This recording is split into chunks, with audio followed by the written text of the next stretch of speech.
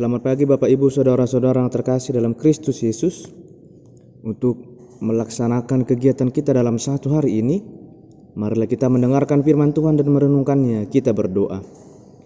Terima kasih Tuhan buat berkat dan anugerah yang Kau berikan kepada kami. Engkau masih menjaga kami Tuhan. Dari istirahat kami sampai saat ini kami dapat bangun kembali. Kami masih dapat merasakan sukacita yang melimpah daripada Engkau. Sebentar kami akan mendengarkan firman-Mu Tuhan. Berkati hati dan pikiran kami, sehingga kami dapat menerima dan memahami firman-Mu Tuhan. Dan biarlah firman-Mu itu menjadi kekuatan yang baru bagi kami di dalam melaksanakan aktivitas kami dalam satu hari ini. Dalam Kristus Yesus kami berdoa dan mengucap syukur. Amin.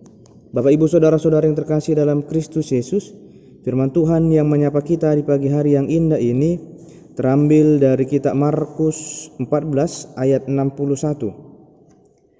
Tetapi ia tetap diam dan tidak menjawab apa-apa. Imam besar itu bertanya kepadanya sekali lagi, katanya, "Apakah engkau Mesias, anak dari yang terpuji?"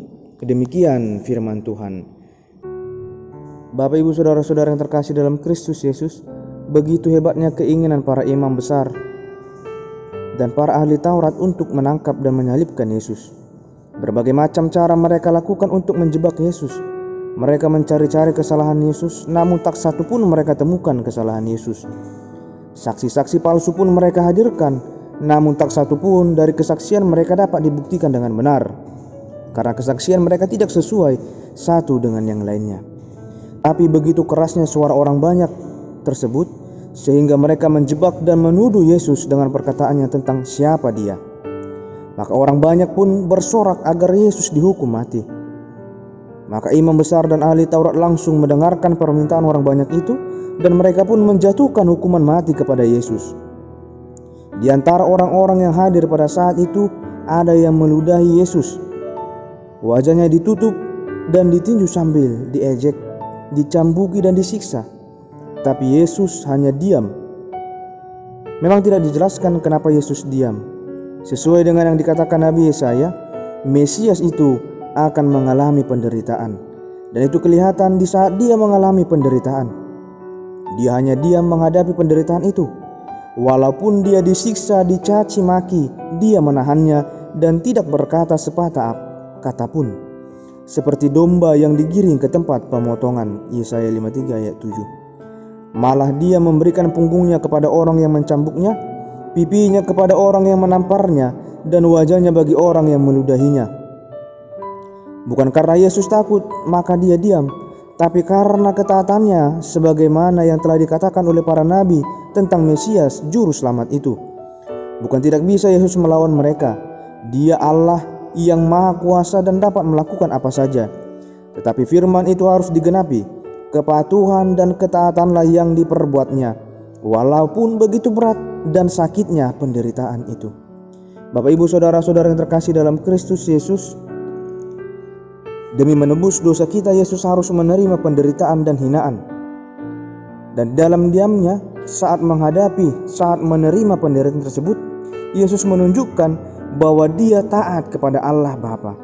Dari sini kita dapat belajar untuk tunduk dan taat kepada Allah walaupun kita harus menghadapi penderitaan. Diam pada saat suasana kacau juga mengajarkan kepada kita untuk dapat menenangkan diri menghadapi berbagai macam persoalan. Serahkanlah kepada Allah segala yang terjadi, supaya kita diajari dan diberi hikmat. Allah lah yang berkuasa dan bekerja dalam hidup dan kehidupan kita. Amin. Kita berdoa. Sungguh indah Tuhan firman yang kami dengarkan. Kiranya Tuhanlah yang memberkati kami, berikan hikmat dan kebijaksanaan kepada kami Tuhan, sehingga kami dapat menerima firman-Mu dan kami dapat memahami firman-Mu Tuhan dalam kehidupan kami, sehingga kami semakin tunduk dan taat kepada-Mu Tuhan meskipun kami mengalami penderitaan. Ketika penderitaan itu datang ke dalam hidup kami bukan mencari kekuatan yang lain, tapi kami akan mencari Engkau Tuhan. Kami akan semakin tunduk dan taat kepada-Mu, karena Engkaulah Allah yang berkuasa dalam kehidupan kami sampai selama-lamanya. Bapa yang baik, kiranya Tuhan yang memberkati setiap jemaat-Mu, jagai dan lindungi mereka di setiap kegiatan mereka Tuhan. Berkati mereka di pekerjaan mereka, berkati mereka di lingkungan mereka Tuhan. Tambahkan rezeki Tambahkan sukacita yang melimpah Tuhan kepada setiap jemaat-Mu. Berkati keluarganya Tuhan. Begitu juga dengan anak-anaknya. Kiranya Tuhan yang memberkati anak-anak setiap jemaat-Mu. Berkati setiap cita-cita mereka Tuhan. Berkati setiap keinginan mereka. Berkati setiap rencana mereka Tuhan. Berkati mereka di setiap proses pembelajaran mereka Tuhan. Pada saat ini mereka sedang menghadapi ujian sekolah Tuhan. Kiranya Tuhan yang memberkati mereka sehingga mereka dapat melewati setiap ujian mereka dengan baik.